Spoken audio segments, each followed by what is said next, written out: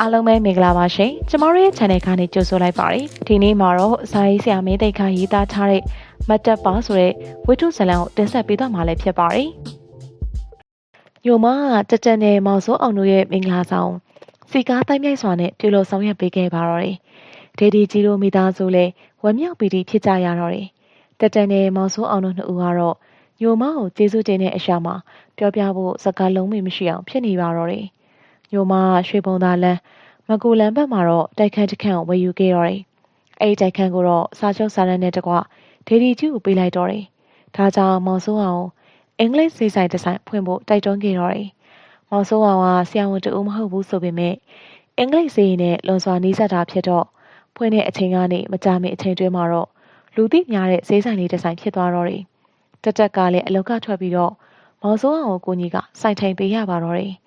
စိုက်လာကတော့ဒေဒီကျူကိုပေးရတယ်။ဒေဒီကြီးကကိုပိုင်ဝင်ငွေရှာလို့သူ့သဘောတိုင်းဖော်ဖော်တီတီတုံးခွင့်ရတဲ့အခါမှာတော့လွန်စွာကြိမ်နဲ့နေပါတော့တယ်။မာသားကျေးဇူးကြောင့်ကိုဝယ်ချင်တာလဲဝယ်သုံးချင်တာလဲသုံးလို့ရနေပြီ။အတော်ဟန်ကြတာပဲ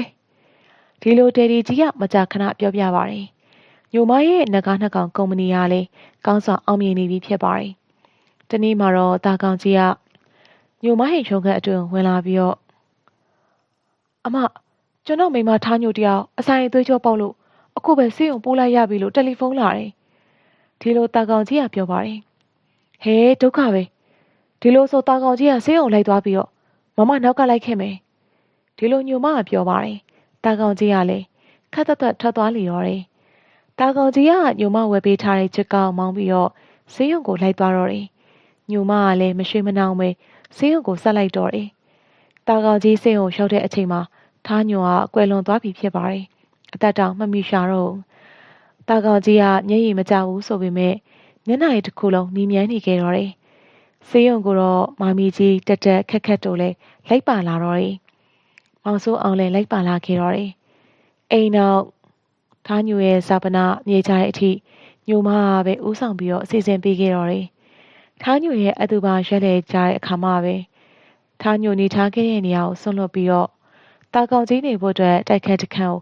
ညိုမကပဲဝယ်ယူပေးခဲ့တော့တယ်။ညိုမတာကောင်ကြီးစိတ်မလီဖို့အတွက်အလုပ်တွေကိုတစ်ခုပြီးတစ်ခုခိုင်းစေနေခဲ့တော့တယ်။ခရီးတွေကိုတစ်ခုပြီးတစ်ခုဆယ်လွတ်နေတော့တယ်။တာကောင်ကြီးကတိတ်ဆုံးသွားတဲ့ဇနီးဖြစ်သူထားညိုအတွက်ယူကျုံမရဖြစ်နေပုံရတယ်။တနေ့တော့ညိုမအလုပ်တွေအားအားကြောင့်ဒေဒီကြီးကိုကော်ဖီဖြောပြီးတိုက်နေစမှာတာကောင်ကြီးကရှောက်လာပါတယ်။တာကောင်ကြီးရဲ့မျက်နှာညိုပြီးချုံကြနေရင်ဒါကြောင့်ညိုမကဟဲ့တာကောင်ကြီးထားညိုအတွက်မင်းစိတ်ထဲမှာမပြေသေးဘူးလားဒီလိုမေးလိုက်ပါတော့တယ်ပြေသလားမပြေလားမပြောတတ်ပါဘူးမမရဲ့ရုတ်တရက်ကြီးဒီလိုဖြစ်သွားတာဆိုတော့ကျွန်တော်ဖြင့်စိတ်မကောင်းတာမှန်ပဲဒီလိုတာကောင်ကြီးကပြောတော့ဒေဒီကြီးကလည်းကော်ဖီတောက်ရင်တာကောင်ကြီးရဲ့မျက်နှာအကဲခတ်တယ်လို့ကြည့်နေလိုက်တယ်ညိုမတာကောင်ကြီးရဲ့မျက်နှာလှမ်းကြည့်ပြီးရဲ့နောက်ဒီလိုရှိရဲ့တာကောင်ကြီးရဲ့မင်းတို့ငါတို့အင်္ဂလိပ်လိုစာရေးရဆိုပါတော့ဝါကြမဆုံးသေးပဲကြားမှာအဖြတ်တောက်လေးနဲ့နားဖို့ကိစ္စအတွက်ကော်မားဆိုတဲ့တင်ကြလေးနဲ့နားရတာရှိရဲ့ကိုလင်းလို့ခေါ်တဲ့အဆက်ကလေးတစ်ဆက်နဲ့နားရတာလဲကော်လန်းလို့ခေါ်တဲ့အဆက်ကလေးတစ်ဆက်နဲ့လေနားရတာရှိရဲ့ပြီးတော့အဆက်တစ်ဆက်နဲ့ကော်မားနဲ့ပေါင်းပြီးစင်မီကော်လန်းလို့နားရတာဆိုပြီးလဲရှိရဲ့ဒါပေမဲ့ပြီးပြည့်စုံတဲ့အနားယူမှုတော့မဟုတ်ဘူးနော်ဝါကြတစ်ခုရဲ့အစုံပြီးပြည့်စုံတဲ့နားယူမှုဆိုတော့food store လို့ခေါ်တဲ့အဆက်ကလေးရောက်မှရရှိနိုင်တယ်ကွ။အဲ့ဒီတော့ပြီးပြည့်စုံခြင်းကဘာလဲလို့မေးတေးခြင်းတရားကွ။တေးခြင်းတရားကဝါကြတစ်ကြောင်ရဲ့ food store ပဲ။တေးခြင်းတရားကိုမရောက်မချင်းပြီးပြည့်စုံမှုဆိုတာမဖြစ်နိုင်အောင်။မင်းသားထဲမှာပို့ပြီးရှင်းသွားအောင်လို့မမအင်္ဂလိပ်လိုပြောပြမယ်။ To ask for profession is to ask for that. That is the food store. In life, you can use commas, semicolons, but never full stop ဒီလိုညိုမကအင်္ဂလိပ်မြန်မာနှစ်ဘာသာနဲ့ရှင်းပြလိုက်ရမှာတော့ကာယကရွှေဖြစ်တဲ့တာကောင်ကြီးကဘယ်လိုခံစားနေရတယ်လို့မဆိုနိုင်ပေမဲ့လေဂျားနားထောင်နေရတဲ့ဒေဒီကြီးကတော့ဗစက်အဟောင်းသားဖြစ်သွားတော့တယ်ဒေဒီကြီးကညိုမရဲ့မျက်နှာကိုအန်အော်ရဲ့အမူအရာနဲ့ငေးပြီးတော့ကြည့်ရှုနေခဲ့တော့တယ်တာကောင်ကြီးကတပြင်းတစ်ချက်ချလိုက်ပြီးတော့အမကိုကျွန်တော်ပြောပြချင်တာကျွန်တော်စိတ်တွေငြင်းအိမ်မှုမရှိဘူးအဲ့တော့ကျွန်တော်ငြင်းအိမ်မှုရှာနေတဲ့အမရာ ဒီလိုပြောလိုက်ရမှာတော့ညိုမကငြိမ်းမှုကိုရှာလို့မရဘူးငြိမ်းမှုဆိုတာအပြင်လောကလာတာမဟုတ်ဘူးအတွင်းကလာမှာအပြင်မှာရှာရင်တော့ငြိမ်းမှုဘယ်တော့မှတွေ့မှာမဟုတ်ဘူးရှာတဲ့ဒုက္ခတွေပဲပိုလာလိမ့်မယ်မင်းကဘလို့ဖြစ်နေလဲဆိုတော့ပက်တင်တဲ့တိတ်ပါတော့လို့အော်နေတဲ့လူနဲ့တူးနေတယ်တိတ်ပါတော့လို့အော်နေတော့ပက်တင်တဲ့တိတ်မသွားတော့အဲ့ရောမမမင်းကိုပြောချင်တာပက်တင်တဲ့ကိုတိတ်ဖို့အလုပ်တစ်ခုတော့ရှိတယ်အဲ့လောက်ကဘာလုပ်လဲဆိုတော့ဘာမှမလုပ်တဲ့အလုပ်ပဲဘာမှမလုပ်ရင်ပက်တင်တဲ့ဘာမှပေါ်လဲစရာအကြောင်းမရှိတော့ဘူးငကိုရီးယားတိတ်ပြီးသားမင်းကအော်လို့သာ तू ကပြန်အော်နေတာဆိုတော့မင်းသဘောပေါက်တဲ့အချိန်မှာပက်တင်တဲ့တိတ်တဲ့အချိန်ပဲတာကောင်းကြီးဒီလိုပြောလိုက်ရင်တော့ဒေဒီကြီးကရှောင်ရမ်းပြီးတော့ရေးလို့တော့မအော်လိုက်မိပါတယ်အဲ့ဒါနဲ့အတူလက်တွင်အောင်ကော်ဖီပကံကလည်းအောက်ကိုကွန်ကနေကျသွားတော့တယ်အိမ်တွင်ကမမီကြီးတက်တက်ခက်ခက်နဲ့မောင်စိုးအောင်တို့ကလည်းပြေးထွက်လာခဲ့တော့တယ်ဒေဒီကြီးကသူ့ရဲ့အနေမလာကိုလက်ကားပြထားတယ်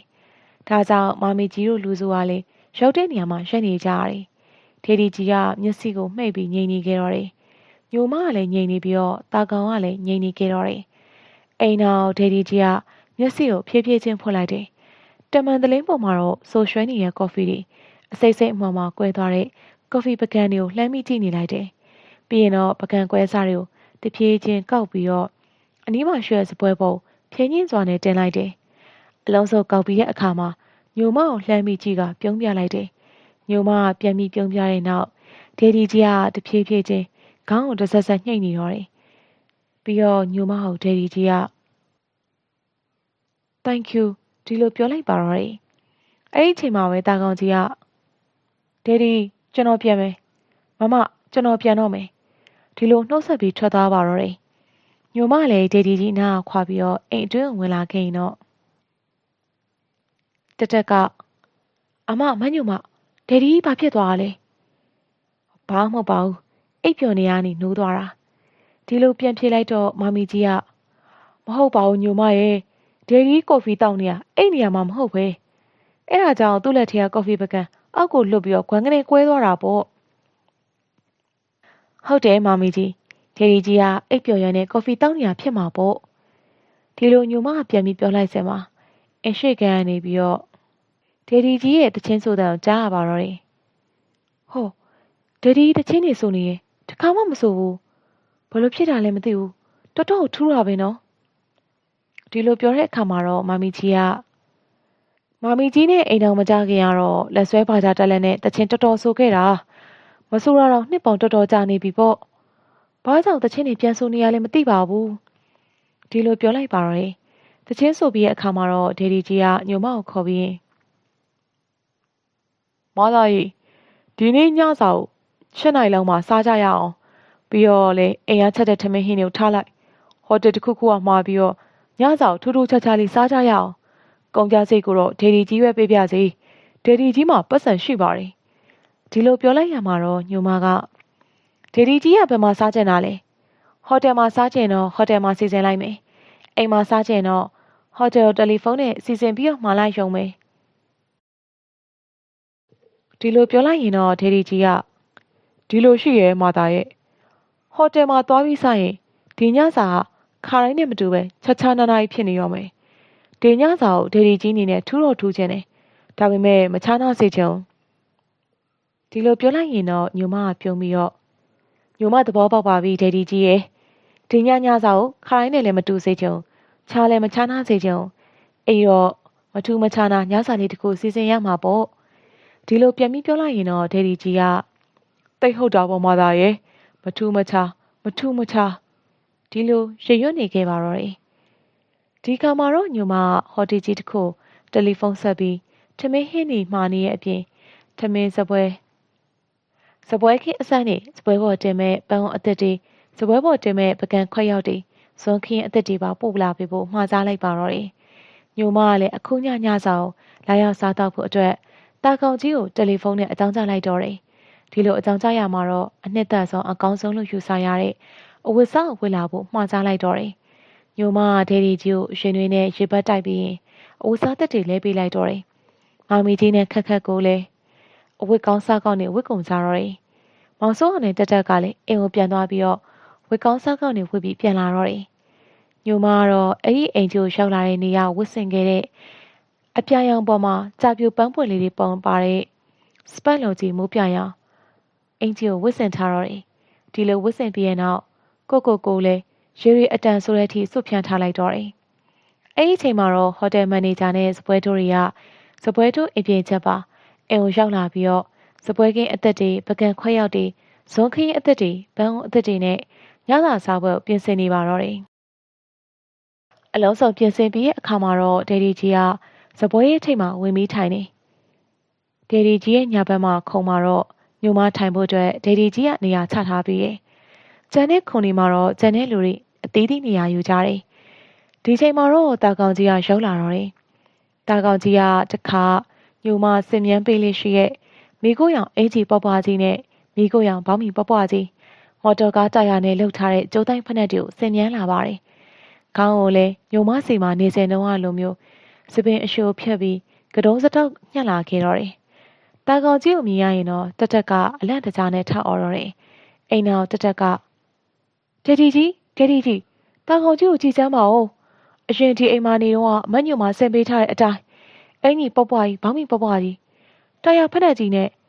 ခေါင်းကလည်းညနေတော့စပင်ရှိသေးတယ်အခုကကတုံးစတောက်ညှက်လာတယ်ဒီလိုပြောလိုက်ရမှာတော့ဒေဒီကြီးကဟက်ပက်ရှိပါတော့တယ် That's right ဒါမှန်တယ်ဒါမှတာကောင်ကြီးကဲမာသားပဲကြံတော့တယ်ဒီလိုပြောလိုက်ရင်တော့လာပါပြီဒေဒီကြီးဒီလိုပြောပြီးတော့ရွှေမြဟိုတကွက်ဒီတကွက်ဆိုနေရဲ့အဝတ်ကိုဝတ်ပြီးညိုမထွက်လာပါတော့တယ်ဟာကြည်စမ်းမညိုမအဝတ်စားကိုတက်ကောင်းမှတ်မိတယ်တက်တို့အိမ်စားရောက်တဲ့နေရာဝတ်လာတဲ့အဝတ်စားပဲအခုလိုပဲရေဆိုးလို့မိုးရီမဟုတ်လားဒီလိုပြောလိုက်ရင်တော့မာမီကြီးကဟုတ်တယ်မာမီကြီးလည်းမှတ်မိရဲ့ဒီတိုင်းပဲညိုမရောက်လာတာဒီအတိုင်းပဲဒီလိုပြောလိုက်ပါတယ်ဒေဒီကြီးကညိုမကိုကြည့်ပြီးပြုံးပြလိုက်တယ်ပြီးတော့တီးပြီကောင်းတီးပြီဒီလိုပြောပြီးတော့ညိုမကလည်းကောင်းကိုညံသားလေးညှိပ်ပြလိုက်တယ်ဒီခါမှာတော့ဒေဒီကြီးကအားလုံးအဆောက်ကိုပြန်ရောက်သွားကြပြီဒီလိုပြောပြီးရဲ့နောက်ထမင်းစားကြပါတော့တယ်ထမင်းစားပြီးရဲ့အခါမှာတော့အချို့ပွဲမှာစားပြီးတော့စကားစမိပြောကြပါတယ်ဒီလိုပြောရင်းနဲ့ညိုမလက်ဆွဲတက်တာတစ်လုံးယူပြီးတော့အားလုံးအတွက်အရေးကြီးတဲ့စကားတစ်ခုပြောချင်ပါတယ်ဒါပေမဲ့အခုပြောလို့ဖြစ်သေးဘူးဧည့်သည်တရားကိုစောင့်ရအောင်မယ်အဲ့ဒီဧည့်သည်ကတော့9နိုင်ခွဲတီမှာရောက်လာလိမ့်မယ်ဒီလိုပြောလိုက်ရင်တော့ဒေဒီကြီးကအဲ့ဒီဧည့်သည်ကဘာလို့လဲအဲ့ဒီဧည့်သည်ကညိုမရဲ့မိတ်ဆွေဝက်လုံတော်ရဥပမင်းပါဒီလိုပြန်ဖြေလိုက်တော့ဒေဒီကြီးကပြုံးပါတယ်သိရမသားသိရဒီလိုပြောလိုက်တော့မမီကြီးခက်တက်နဲ့မောင်စိုးအောင်တို့ကလည်းဒေဒီကြီးရဲ့မျက်နှာအံ့ဩတကြီးကဖြစ်ကုန်ကြပါတော့တယ်